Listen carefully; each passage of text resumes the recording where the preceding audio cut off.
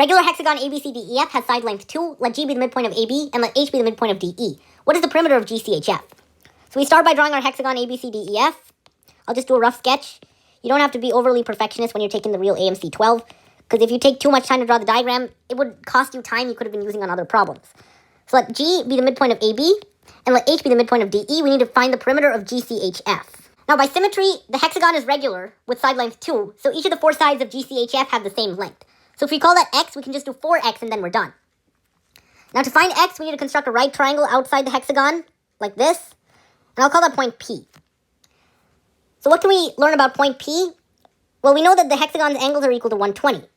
So this angle here is equal to 60, and therefore this is equal to 30. We know the side length of the hexagon is 2, so this must be 1, and this is root 3, and G is the midpoint of AB, which has length 2, so GB is equal to 1. And now we can find GC. It's equal to the square root of 1 plus 1 squared plus root 3 squared, which is the square root of 4 plus 3, and that's equal to root 7, which is x. 4x is equal to d for root 7. Let f of n equal minus 1 plus I root 3 over 2 to the n plus minus 1 minus I root 3 over 2 to the n, where I equals the square root of minus 1. What is f of 2022? If you don't know what's going on, just plot these numbers on the complex plane. This is the real axis, and what I drew before was the imaginary axis. So we want f of n to equal minus 1 plus I root 3 over 2 to the n plus minus 1 minus I root 3 over 2 to the n. Let's call these complex numbers a and b. So if you want to plot a and b, we notice that the magnitude of both is equal to 1. Because 1/2 squared plus root 3 over 2 squared is equal to 1/4 plus 3/4, and that's equal to 1. So we know that they're both on the unit circle. Let's try to plot them on the unit circle. So minus 1/2 and root 3 over 2 is going to be here. And then b is going to be the reflection of a over the real axis, because it has the same real part and opposite imaginary part. So a and b, this is equal to root 3 over 2, and that's 1/2.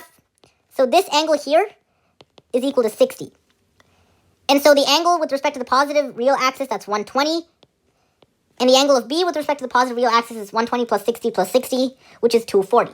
So they just gave us both of the third roots of unity that are not equal to 1, because their angles are 120 and 240 respectively. They're just third roots of unity that are not equal to 1. So if you raise them to any power that is a multiple of 3, you're going to get the result 1, because it's going to be a multiple of 360 back on the positive real axis at 1.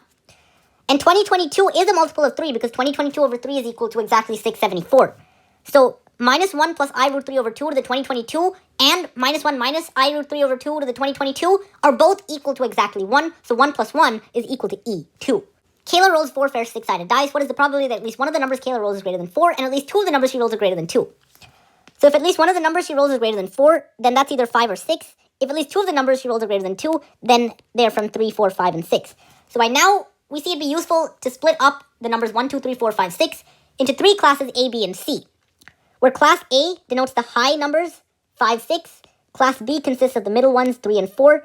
C is the low ones, 1 and 2. Then, according to class A, B, C terminology, at least one of the numbers Kayla rolled is an A. So there has to be at least one A out of the 4 rolls.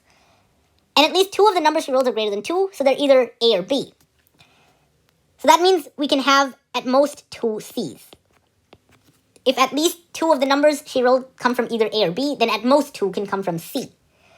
So we can start constructing 4-letter quote words formed from the letters A, B, and C is at least 1 A and at most 2 C's. That's all we need.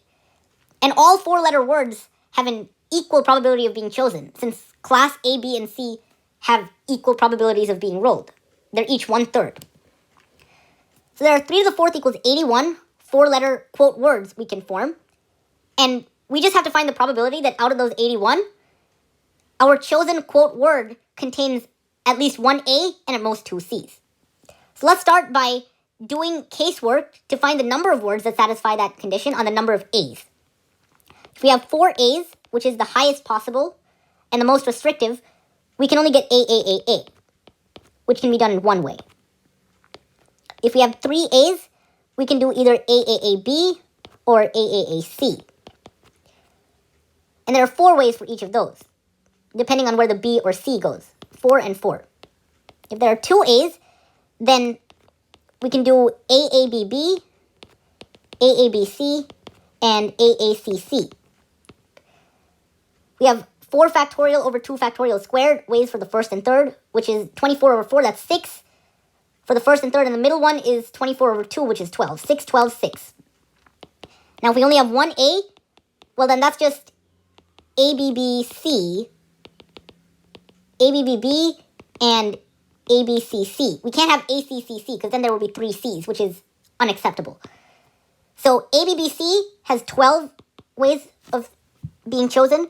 ABBB has 4, and ABCC has 12. So now let's just add these up and divide by 81. 1 plus 4 plus 4 is 9. 6 plus 12 plus 6 is 24. 9 plus 24 is 33. 12 plus 4 plus 12 is 24 plus 4, which is 28. 33 plus 28 is 61. 61 over 81, that's answer choice D. The diagram below shows a rectangle with side lengths 4 and 8 and a square with side length 5. 3 vertices of a square lie on 3 different sides of the rectangle is shown. What is the area of the region inside both the square and the rectangle? So we have the square with side length 5 and a rectangle with side lengths 4 and 8. And we want to find the area of this region, the shaded region, that's inside both the square and the rectangle. Now we can do that by simply doing the area of the square, which is 25, minus the area of the region inside the square but outside the rectangle. I'll call that region A. Now region A is just a triangle, and to find its area, we only need the other leg of the triangle. And we can do that pretty simply using some angles we can find from the square and the rectangle. So know that this is 4, because that's the side of the rectangle. And this is 5, because that's the side of the square. So this must be equal to 3. And then we have a 3, 4, 5 right triangle. So I'll call this angle A opposite 3 and B opposite 4. Then either by alternate interior angles or that A plus B equals 90 because we have a right triangle, the sum of the angles that are not the right angle in any right triangle is always equal to 90. We have that this angle here is equal to B because this angle is 90. But this angle is an angle of the square, and that's also 90. So we have that this must be equal to A, and therefore, since this is a right angle, this is equal to B. So we have another triangle with side lengths in the ratio 3, 4, 5. And we have opposite B is 5, so opposite A must equal 5 times 3 over 4, which is 15 over 4. And so the area of region A is just 25 minus 5 times 15 over 4 divided by 2. And that's 25 minus 75 over 8, which is 125 over 8. And that equals 15 plus 5 over 8, which is answer choice D. And we move on to problem number 14. The graph of y equals x squared plus 2x minus 15 intersects the x-axis at point A and C and the y-axis at point B. What is tan ABC? So you should have already factored y equals x squared plus 2x minus 15. Difference 2, product 15. You know it. The numbers are 3 and 5, so this is x minus 3 times x plus 5. Now let's draw the graph of y equals x minus 3 times x plus 5 on the coordinate plane. Let's draw our axes. Again, it shouldn't take you more than 5 seconds to draw these x and y axes. MAA is never going to look at your work anyway, so who cares if they're not perfect straight lines. Anyway, let's go back to the problem. X minus 3 times x plus 5 will intersect the x-axis at points 3 and negative 5. Negative 5 is there, and 3 is here.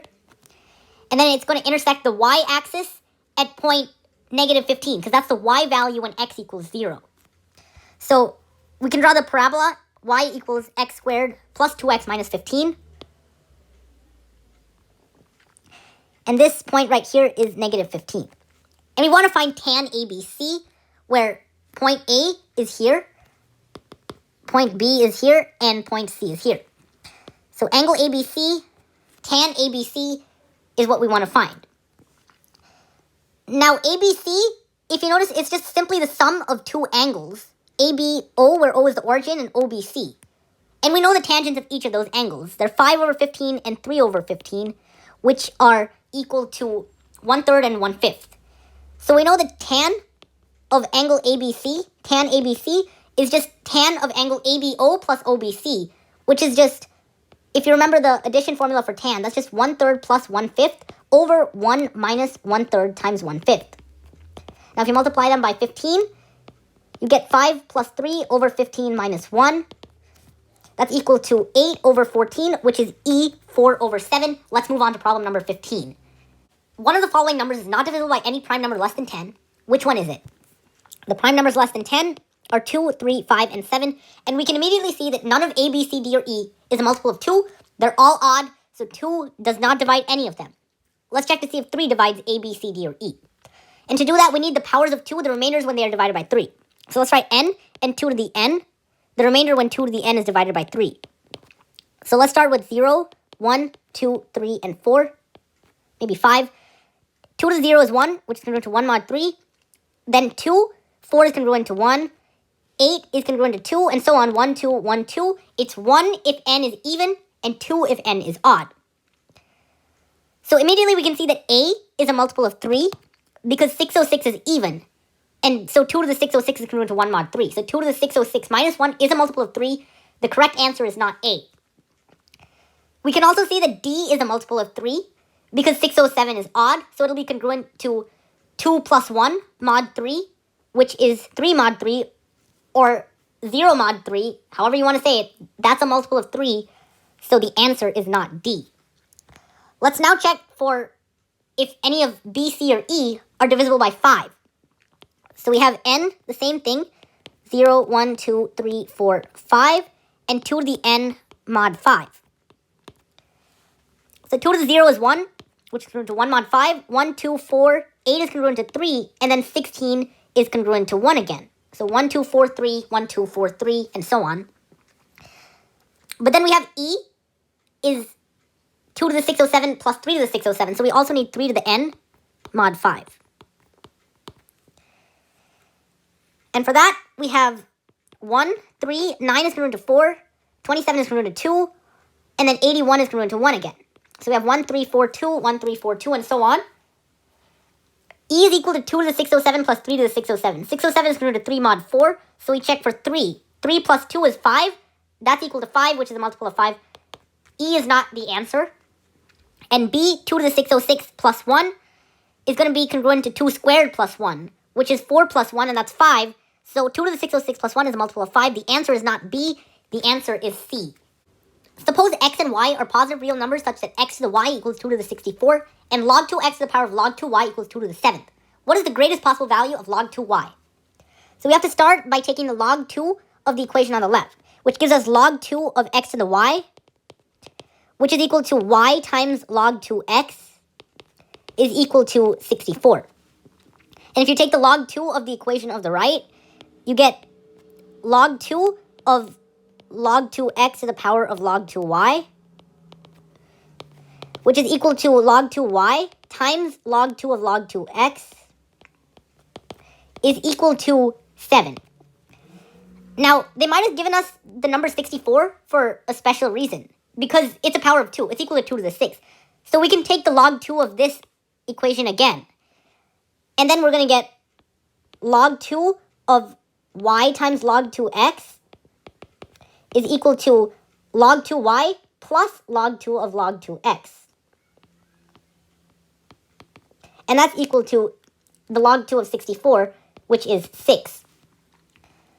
So we have two numbers, log 2y and log 2 log 2x, that satisfy the property that their sum is equal to 6 and their product is equal to 7.